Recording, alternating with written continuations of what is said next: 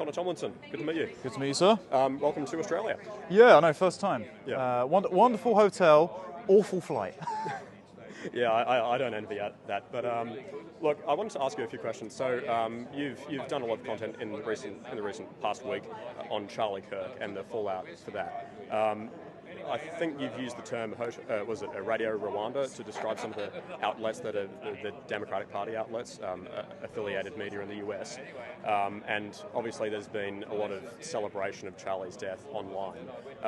Do you believe that there is still a sort of moderate left or moderates that can be won over? Because I see a lot of discourse about how the left, or part of the left, is irredeemable. You can't negotiate with these people. So what is the path forward? Is there a path forward with civil dialogue, or is it, are we sort of out of that option? I think there are three categories. There's people who believe what Charlie Kirk believed, that would be me, so Christian conservatives who want to rejuvenate their civilizations, who think that the battery acid of liberalism, multiculturalism and the like being poured on it is anathema to having a thriving and flourishing civilization. Category two, there are people who are like default libs, right? I'd put my wife when I met her in this box. I'll be sleeping on the sofa when I get home when I say this, but it's people who have not strong ideological convictions, but think of themselves as compassionate and on the left, but who are fundamentally committed to resolving things through civil dialogue. Now that group exists, but it is shrinking. And it's because of the top-down pressure placed on it by politicians, members of the press, Twitch streamers, TikTokers, academia, media, you take your pick. This is the third category, the category of people who have not only participated in political violence, but championed it and celebrated it. Before Charlie Kirk was even dead, when we were still hoping he might pull through in an hour, people took to cable news and TikTok and celebrated it and said he got what he deserved. You had AOC standing up in Congress yesterday saying that Charlie Kirk's views were ignorant, to insinuate that he deserved to be shot because he said things that she didn't like. Presumably every single other person who voted for President Trump and enjoyed Charlie Kirk's clips online or attended his events deserved the same fate too. You cannot share a country with people that fundamentally want you dead for having conversations that you don't like. Now, does this mean you respond with political violence in kind? No, especially because in our country, the government is always looking for an excuse to crack down on you for tweets, let alone taking to the streets and endorsing in extrajudicial violence. So don't do that. What instead needs to be done to prevent that future from happening is for the Trump administration to use its monopoly on force to crack down on things like the Soros Open Society Foundation, this NGO industrial complex that foments violence and acts like the Democrats' Radio Rwanda, preaching anti-white hatred and anti-Christian bigotry constantly. They need to designate, they already have a designated Antifa, a domestic terror organization. It needs to be international, because there are cells throughout Europe, Germany, Sweden, the UK, etc., which dox individuals and put a bounty on their head. They need to, as they've already snipped with USAID, snip the purse strings of all the other leftist funding NGOs. They need to designate Black Lives Matter, a domestic terror organization as well. A day before Charlie was killed, they were saying black people have a right to violence on Instagram. Unacceptable. You shouldn't be killing people because of their race and their politics.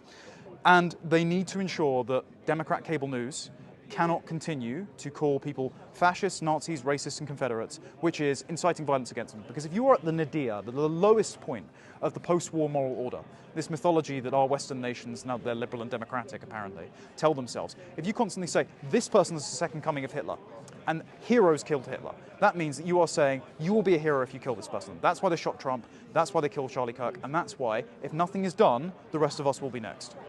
And on British politics, a lot of people in Australia will just see some of the headlines, like the recent Unite the Kingdom rally. They might see the migrant hotel protests every now and then, but it's not a daily feature of our news cycle. What would your summary be for people for the uninitiated, about what the current state of British politics is?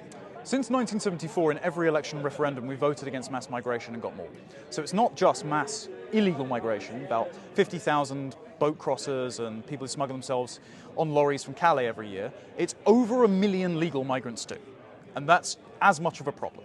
And so this is why people have taken to the streets and done the Raise the Colours campaign, putting the Union Jack and specifically the English flag up everywhere to say, Britain belongs to British people, the native, indigenous, cultural majority who still exist in this country. And they have a right to wave their own flag in their country. And if in your country your flag is a symbol of protest, that shows you how bad things really are. The Labour government are currently throwing 12,000 people a year in prison for social media posts. People are sick to death of the stifling climate of censorship, the betrayal by the political class of many parties, both Conservatives and Labour alike, and the fact that they feel that nothing works. So the infrastructure is crumbling, taxes are far too high, we've got millionaires fleeing in their droves, even more than communist China. We are a country that's somewhere between an ISIS caliphate and North Korea. It's not very nice. And so this is why people have turned out in up to 1 million by the bird's eye view things. At the mostly peaceful Unite the Kingdom rally last week, there seemed to be more people that were arrested on the stand up to racism, socialist, worker, communist side of things than there were on the British Patriot side. That's an encouraging sign. They can't just write us all as far right for once. There are people that are deciding to break ranks from the political unit party and vote for Reform UK. They've been wobbly on certain topics. It took a year to drag Nigel Farage kicking and screaming to the position of mass deportations, which is what I said at his conference last year, but I'm glad, always glad when converts come to the position eventually, and we hope that they live up to their mandate, because they're riding high in the polls. They're at 35%. It looks like they're going to win an outright majority in government, barring any political unforeseen circumstances, as we saw in America. Just in the last week, these things can happen, but God willing, nothing does. What they need to do is copy Trump's revolution. They don't need to be Trump term 1, chaos, unreliable personnel, no plan on day 1. They need to be Trump term 2. They need to have a Project 2029. They need to have all the people that they're going to appoint when they fire and rehire the civil service. They need competent politicians, rather than just taking all of yesterday's Tories in, like taking reform into a refugee camp. Can't be done. They will betray you. And so there is certainly a popular mandate for reducing migration to the point where we have net emigration, for mass deportations of all illegal immigrants, all their families, all the foreign criminals clogging up our prisons, to cut our taxes and to remove the yoke of censorship and human rights laws compliance that puts British citizens back at the queue in their own country. And so it's encouraging that there are these grassroots political movements, that there are these insurgent upstart political parties. Hopefully all of this energy strikes a lightning rod come 2029. Because otherwise, with the demographic situation we have, Britain is going to become minority British by 2063. Mohammed is already the #1 baby name in England. We don't have 10 years to prat about and sort this out. It has to be within the next 5, and we need radical, revolutionary change to restore our country.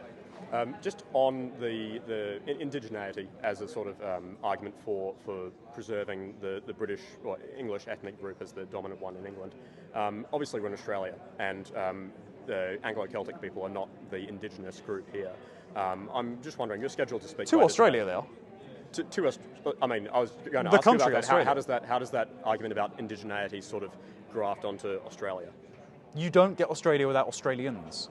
You don't get Australia from India or China. And so Australia is not a nation of immigrants, it's a nation of settlers. The hardiest people from England decided to get on an awful boat. I barely even made the flight, right? I wouldn't have been able to get on that 200-300 years ago. Go over to Australia and turn a barren outback into a frontier with beautiful cities like Brisbane or clean beaches like Bondi, right? Bondi. And so you do not get Australia out of anyone else except the named historical characters, the families, the people who settled this land and built it up as it is. And so, yes, Australian people, as in the Anglo-Celts and the Aborigines as well, that have melded themselves into those families, they are indigenous to Australia as a nation. So otherwise, it's more about who makes up the character of the nation and society rather than the physical location per se. Yes, and because cultural change is downstream of demographic change. So cultures belong to peoples. This is why Australian values, Australian culture has the prefix Australian, because you're identifying distinct people who invented that culture, who are the custodians of it, and who feel it most closely in their hearts. And so if you replace the people, you replace the culture, and you replace the nation. So you can't pretend that every single immigrant is equal. There are a handful of people that will come over, that will join a national family, that will contribute positively, yes, economically, but countries aren't economic zones. Culturally, they will belong to our national tribe. But the rest, who live apart from us, who are purely mercantile in their way of doing things, who do not hold the sentiments and the culture as deeply in their hearts as heritage Australians, well, I'm sorry, but they just aren't welcome. They won't continue your civilization. And I say this as someone who has Australian family members, but if I moved over here, I would still be a Brit. I would only ever be a paper Australian, and I would be here as a guest in your country, at the expense of the homeowners. And so if guests are impolite, if they do not want to defer to the homeowners, then they are squatters and they must be removed. Final question. So from looking at your LinkedIn, you've written a bunch of publications over the years. You've been involved in the Conservative Party at one stage, I believe, before you got kicked out. Yeah, that's about right, yeah. So, I mean, what would your advice be for young people who are interested in politics, who want to sort of, their career goal is to end up as an emerging commentator such as yourself?